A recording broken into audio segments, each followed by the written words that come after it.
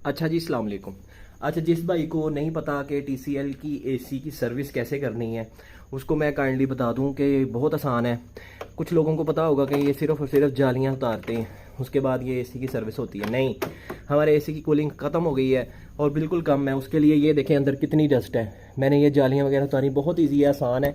आप डस्ट देख सकते हैं कितनी शदीद है, जिसकी वजह से कूलिंग बहुत ज़्यादा रुक गई है। और अल्हम्दुलिल्लाह ये लोगों को पैसे देने की बजाय अगर आप खुद करें सर्विस तो बहुत अच्छा है। एक ब्रश ले लें पानी वाला, मतलब जिसे ब्रश करते हैं, उससे आप सफाई करें और ये देखें कितनी डस्ट है। ये चेक करें, डस्ट देख लें आप लोग। और ये बहुत ज़रूरी है अपने AC की कूलिंग की सफाई करना, ताकि आपकी AC 100% कूलिंग करे और अल्हम्दुलिल्लाह अपने घर में इंजॉय करें। AC चलाएं, बेशक 26 पे चलाएं। और थ्रो अच्छी होगी फिर इसकी। मेरी थ्रो बहुत कम हो गई थी, जिसकी वजह से मैं सोल्यूशन ढूंढा और मैं सफाई कर रहा हूँ। Thank you.